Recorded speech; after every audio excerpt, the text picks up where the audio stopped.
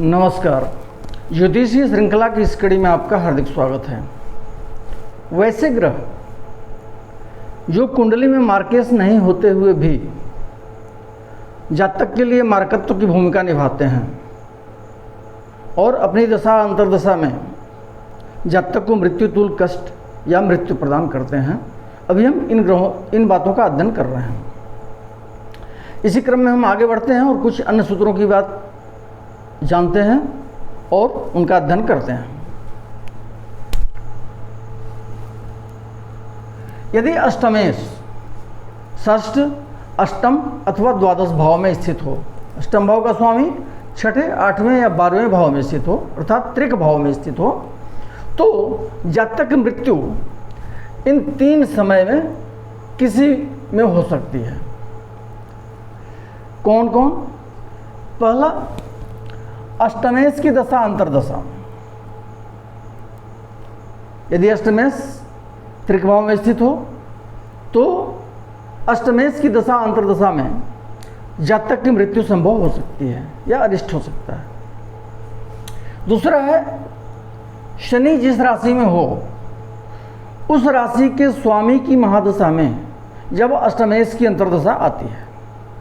शनि कुंडली में जिस राशि में स्थित हो उस राशि का स्वामी की जब महादशा आती है और जब उसमें अष्टमेश की अंतर्दशा आती है तब जातक की मृत्यु संभव हो सकती है या उसको अरिष्ट हो सकता है। और तीसरा क्या है, अष्टमेश की महादशा में जब दशानाथ के बाद वाले ग्रह की अंतर्दशा आती है, अष्टम भाव के स्वामी की जब महादशा हो और उसके बाद अष्टमेश जो है उसके बाद जिस ग्रह की दशा आने वाली है, जैसे मान ले अष्टमेश मंगल है, मंगल की महादशा चल रही है, तो मंगल की बाद जो दशा आती है वो राहु की आती है। तो मंगल की महादशा में जब राहु की अंतर्दशा आएगी, अर्थात जब अष्टमेश की महादशा में अष्टमेश के बाद वाले ग्रह की अंतर्दशा आएगी, तब जातक की मृत्यु या अरिष्ट संभव हो सकता है। अब कहा जा रहा है कि ये 3 स्थितियां हैं और कैसे जाने कि तीनों में से किसमें मृत्यु संभव है या ज़्यादा अरिष्ट संभव है। कि अष्टमेश जब त्रिक भाव में स्थित हो तब, तो इन 3 दशेश में से, 3 दशेश मतलब पहला अष्टमेश, दूसरा शनि जिस राशि में हो उसके स्वामी की दशा, और तीसरा दशेश कौन सा हुआ? अष्टमेश की महादशा। इन 3 दशेश में से जो सबसे बली ग्रह होता है वह विशेष अरिष्टकर होता है और हम जाने हैं कि उसी में विशेष अरिष्ट जातक को होगा या मृत्यु संभव होगी।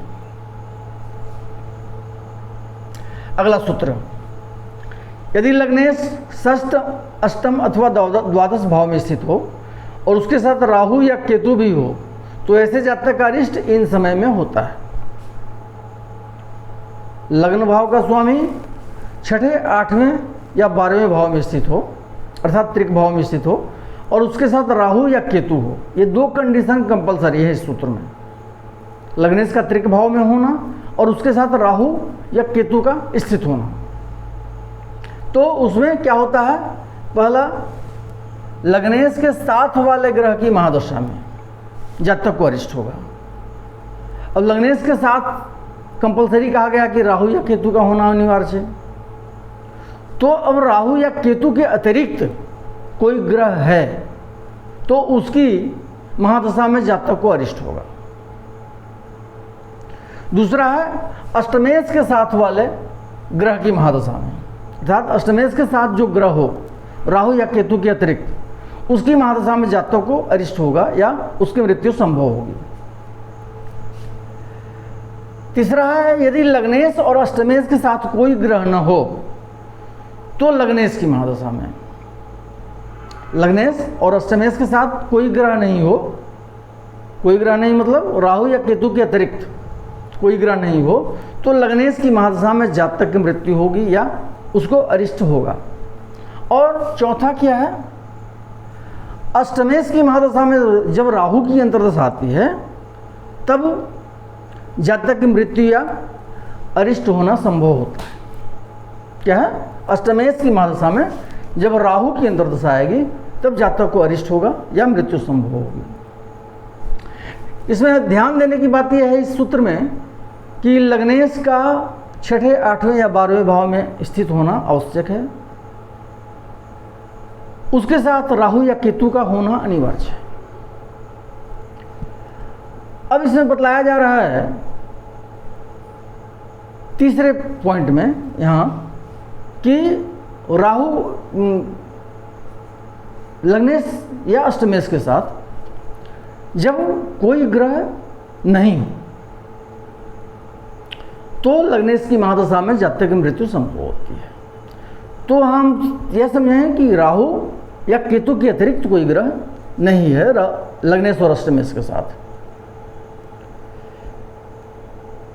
और यदि कोई ग्रह नहीं है तो तीसरा और चौथा पॉइंट यहां पे अप्लाई होगा कि राहु और केतु के अतिरिक्त कोई ग्रह लग्नेश और अष्टमेश के साथ नहीं है तो लग्नेश की महादशा में मृत्यु संभव होती है। और यदि कोई ग्रह है लग्नेश और अष्टमेश के साथ राहु या केतु के अतिरिक्त तो लग्नेश की महादशा में पॉइंट 1 और 2 अप्लाई होगा कि लग्नेश के साथ वाला जो ग्रह होगा राहु या केतु के अतिरिक्त उसकी महादशा में जातक को अरिष्ट होगा, या फिर अष्टमेश के साथ वाले ग्रह की महादशा में उसके साथ मतलब राहु या केतु के अतिरिक्त, राहु या केतु तो लग्नेश के साथ रहेगा, उसके अतिरिक्त यदि कोई ग्रह है अष्टमेश के साथ भी तो उसकी महादशा में जातक को मृत्यु या अरिष्ट संभव है।